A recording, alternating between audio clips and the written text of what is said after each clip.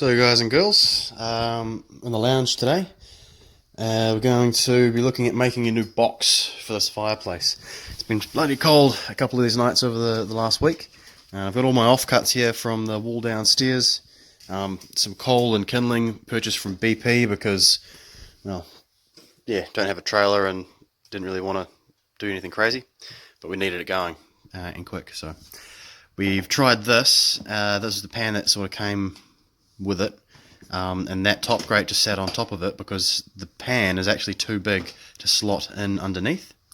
So what I'm going to do is take these two grates, clean them up a bit, measure out underneath here, and there's a big old shower drain downstairs that we might use for making this little box if I can't find any other material.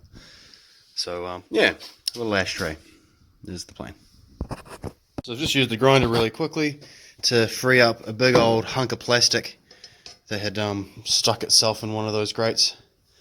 Normally I'd be using a steel wire brush just to clean these up a bit, but I don't have one, so I'm going to use this wee file just to scrape this away and make it better. This one's obviously really badly burnt out of shape. So we'd probably be getting a new one from a shop like Mitre 10 or something when lockdown is over. But here's a shower drain, big old metal shower drain that was left sitting here from the old owner. He thought we might be able to use it for some reason, but personally I really don't like metal shower drains or trays. I'd much rather go tile or plastic. Yeah, the white plastic that you see in a lot of modern places. That sort of stuff. I had a problem with my mum getting occasional little zaps when she turned the hot water on or off from one of the old houses that she lived in, and trying to find out the source of that little zap was really shit. So I don't have a welder either, but there is another shower drain sitting down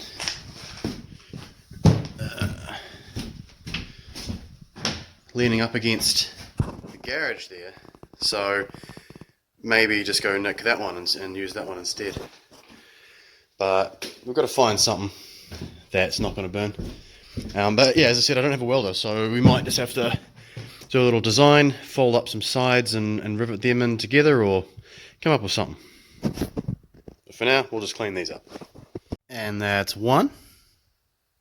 For the record, I don't really know what I'm doing. Just on all the restoration videos that you see of people fixing old tools and that sort of thing, the first thing they always do is clean it up and see how much material's left.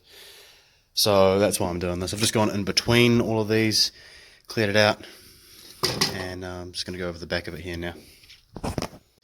But if anyone is a fitter and knows what makes this sort of steel special, whether or not this is actually a bad idea, let me know.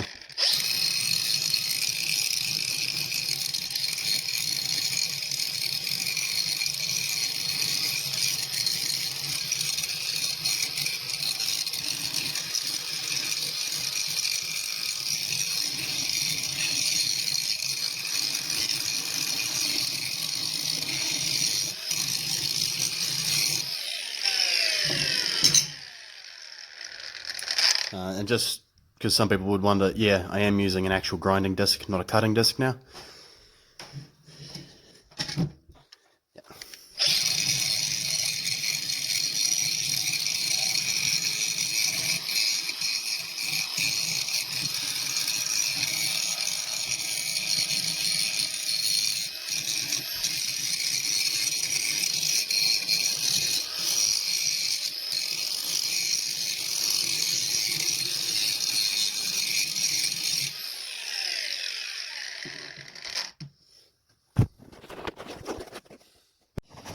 And I'm not gonna hammer that back into shape like I was intending.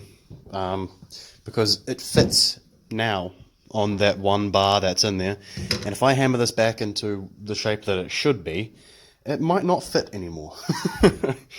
Because the bar up there is gone as well, and there's a couple bricks in there that's sort of gone. So I think I'll just leave this as close to that shape as we can, and then at least it'll still sort of stay. And this is my little phone table to be able to record shit. So yeah, right up. Let's measure up for that box. Yeah, I don't even have a actual coal shovel and hearth brush at the moment, so I'll be using this. That rubber lip like slips on all these little rocks down here. Also had another idea. So this tray doesn't fit, but it's also already in the shape that we need. So if I just take off one of these handles and cut it back so far, then bend that lip up and fold the flaps around, this tray is probably going to be good enough. But just need to shorten it up. So we'll do that instead of hacking a big shower tray out, because this is already half done, realistically. Cool.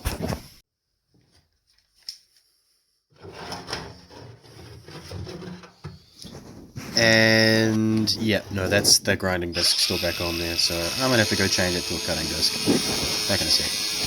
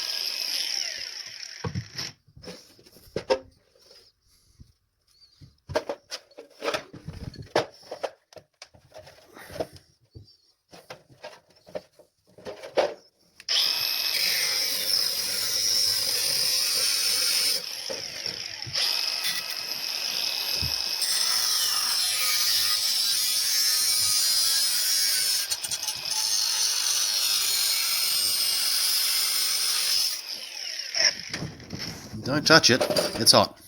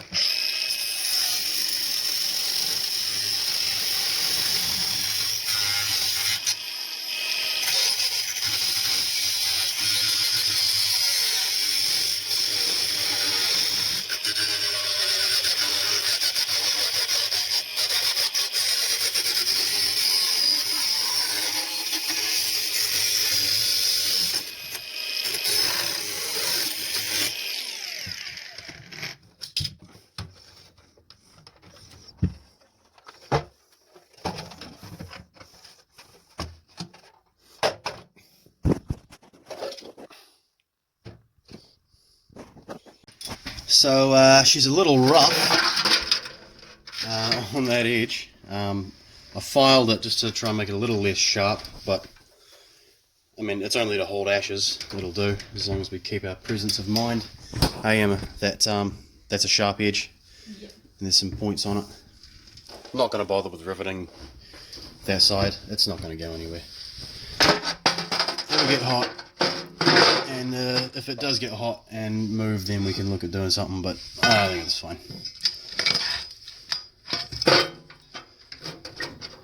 Not exactly child-proof, to be honest, but we shouldn't have a child figuring out this fireplace in quite a long time. That reminds me of something though, we need to get a guard to actually protect this whole thing.